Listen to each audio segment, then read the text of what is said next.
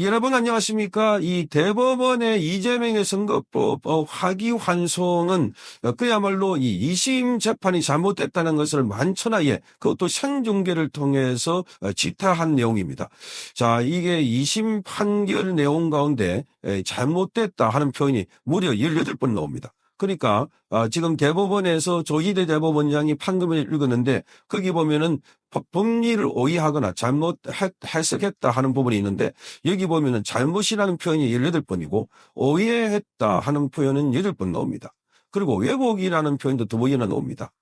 자, 이거를 보고 이재명의 무죄를 준 2심을 질타했다, 고지렸다 이렇게 나오는데, 자, 그런데 이 2심에서 세 사람의 대등재판부가 판결했는데, 자, 그렇게 모를까, 이렇게 왜곡했을까, 이렇게 잘못했을까, 자, 그렇지 않다고 봅니다. 의도적으로 그렇게 한 것 아닌가. 여기 왜곡이라는 용어가 나오는 거 보면은 더더욱더 그렇습니다. 한 부장 판사는 여기 왜곡이라는 표현 자체가 바로 단순한 실수나 1, 2심과 견해의 차이가 아니라 무죄 판결을 주려는 의도가 있었다 이렇게 봅니다. 의도가 있었다. 자, 잘못이나 법리 오해와는 차원이 다르다. 잘못도 지금 한 번이 아니라 18번, 오해도 8번이 나왔다고 합니다. 자, 그러니까 우리는 지금 이 사법부를 불신하고 있는데 이걸 보면은 국민들이 수준에 봐서라도 아니 어떻게 김문기를 몰랐다. 그 국토부의 용도 변경은 국토부의 협박에 의해서 이루어졌다. 그 사실관계를 다 알고 있습니다. 이 사건이 워낙 중요한 사건이고 세인의 관심을 끌었기 때문에 지금 뭐 어린이부터 노인들까지도 이 김문기 이름을 들어보지 않은 사람 없고 백현동이라는 이야기를 들어보지 않은 사람은 거의 없을 정도입니다. 다 안다.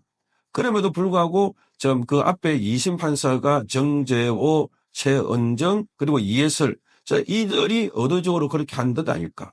자, 이렇게 보면은 여기 오늘 조선일보도 이 판결을 고지졌다 이렇게 말하고 있습니다. 판결을 고지졌다.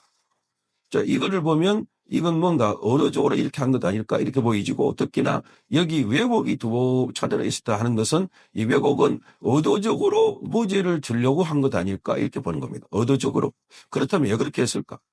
자, 우리는 이재명 재판과 관련해서는 여러 차례의 의혹을 갖고 있습니다. 과거에 이 권순일과 김만배가 만나가지고 말하자면은 재판은 뒤집어버린 사건. 그것도 1심에서 무죄가 됐고 2심에서 불금 3명만에 이었습니다. 그래서 대법에서 고등법원에서 김만배와 권순일을 만나갖고 비타 500을 들고 가서 로비를 했다. 8번을 만났다. 그런데 김만배 진술을 보면 1심 판사에게는 180억을 썼다고 되어 있습니다. 2심 판사는 씨알에 안 먹히더라. 그래서 300만 원 벌금이 나왔습니다. 100만 원 이상이면은 피서목권이 박탈되고 당신이 무효형이 됩니다.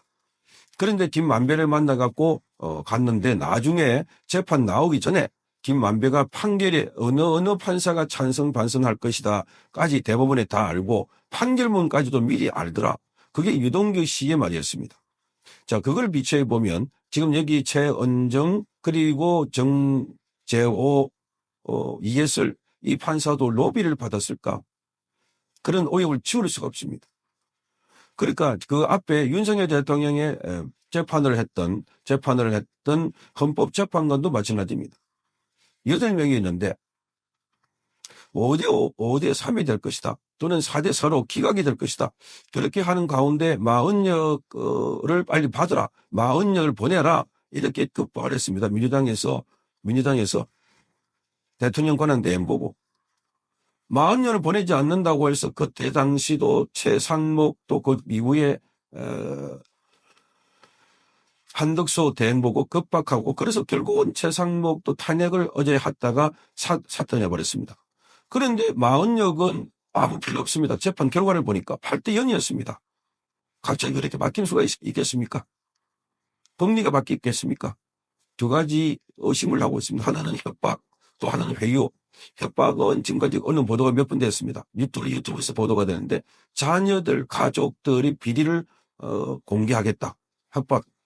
그렇게 해서 그들이 이 대법관, 헌법재판관들이 협박을 받았다는 의혹.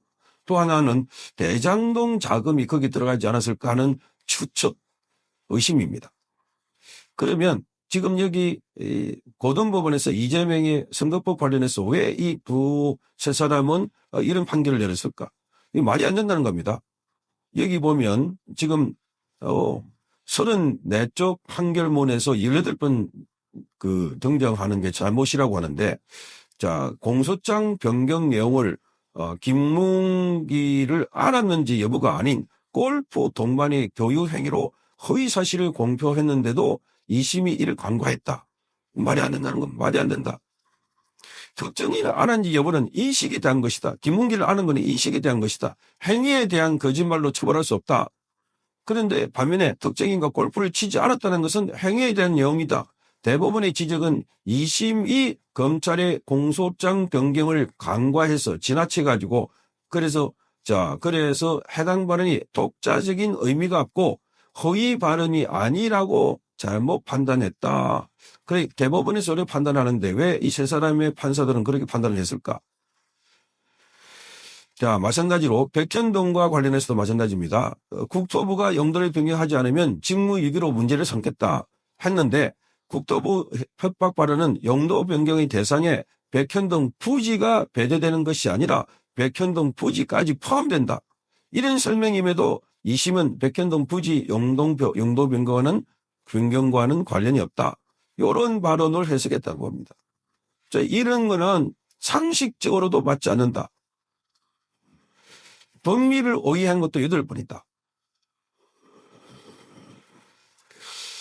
골프 발언에 대해서 공직선거법상 허위 사실 공표죄에 의해서 표현의 해석에 관한 법입니다. 표현의 자유다. 이런 얘기를 했다고 합니다.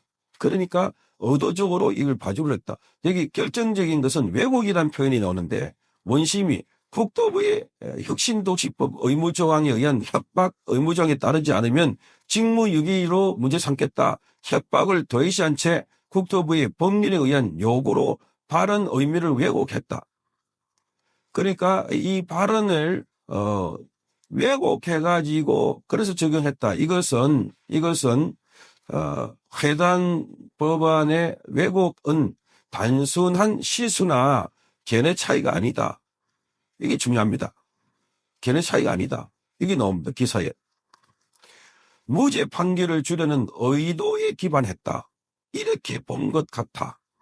지금 이 기사를 쓴 사람은 변호사 출신인 양은경 기자가 적었습니다. 조사 일부에. 그러니까 의도적으로 그렇게 했다는 겁니다. 그럴 가능성이 있다는 겁니다. 의도적으로 무죄를 주려고. 그러면 이 사람들이 이재명에게 시혜를 베푸는 이유가 있겠습니까? 뭔가 로비를 받지 않았을까? 대통령 다감을 받았나? 이런 합리적인 의심이 아닙니까? 그러니까 지금까지 사법 분리스크에서 태연한 척 이재명은 아무런 걱정 의심 없는 것처럼 그렇게 해서 재판부에 왔다 갔다 들랑들랑 이 재판 다 받아도 이재명은 별로 신경을 안 썼던 이유가 바로 이런 것 때문이 아니었을까? 그 권한은 대장동 저수지, 재정동 저수지 절반이 그분 것이다 하는 그 돈이 아니었을까? 합리적인 의심을 지울 수가 없습니다. 그러니 지금 여기에 잘못을 했다가 18번, 오해했다고 8번, 왜곡했다 2번. 그러니까 이 2심 판사들은 부끄러운 이름이 되고 개망신을 당한 겁니다. 개망신. 사법부가 부침받는 이유가 바로 여기 있고 이것도 나중에 반드시 규명되어야 할 것으로 보입니다. 성창경 TV였습니다.